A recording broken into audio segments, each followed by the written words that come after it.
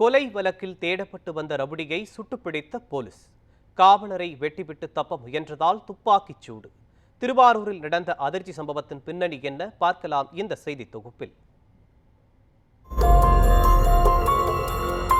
கொலை வழக்கில் தொடர்புடைய ரவுடி ஒருவரை போலீசார் துப்பாக்கியால் சுட்டு பிடித்திருக்கிறார்கள். பிடிக்க சென்றபோது அந்த ரவுடி காவலரை அரிவாளால் வெட்டிவிட்டு தப்ப முயன்றதால் என்கவுண்டர் நடவடிக்கையை கையில் எடுத்திருக்கிறார்கள் போலீசார். திருவாரூர் மாவட்டம் மன்னார்குடியை அடுத்த கலப்பால் பகுதியைச் சேர்ந்த மாரிமுத்து என்பவரை சில தினங்களுக்கு முன்பு ஒரு கும்பல் சரமாரியாக வெட்டி கொலை செய்தது. இந்த கொலை வழக்கில் பூவனூரைச் சேர்ந்த ரவுடி மனோ நிர்மல்ராஜ் உள்ளிட்டோருக்கு தொடர்பிருப்பது போலீஸ் விசாரணையில் தெரிய வந்தது.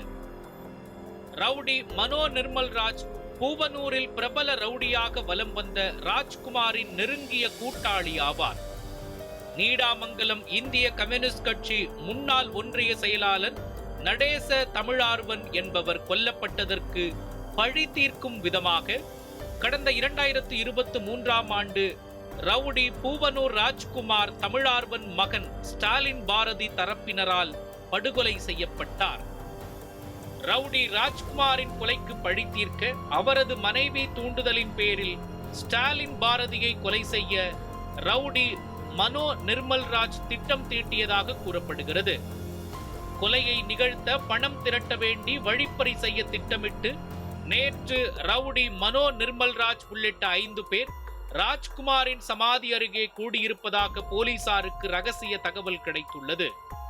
அதன் அடிப்படையில் அவர்களை பிடிக்க அங்கு சென்ற நீடாமங்கலம் உதவி ஆய்வாளர் சந்தோஷ்குமார் தலைமையிலான போலீசார் அங்கு கூடியிருந்த 5 பேரை சுற்றி வளைத்து கைது செய்தனர்.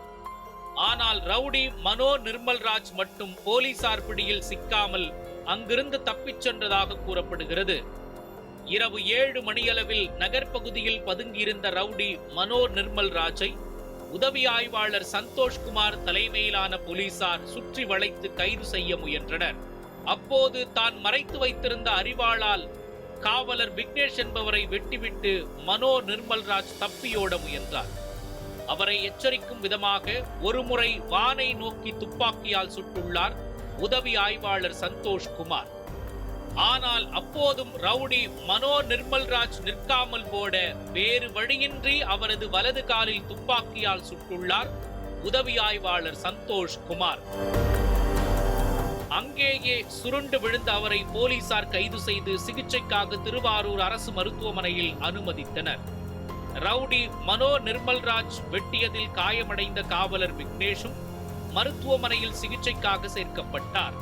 கொலை வழக்கில் தேடப்பட்டு வந்த ரவுடியை போலீசார் சுட்டுப்பிடித்த சம்பவம் அப்பகுதி மக்களிடையே பெரும் அதிர்வலைகளை ஏற்படுத்தியுள்ளது.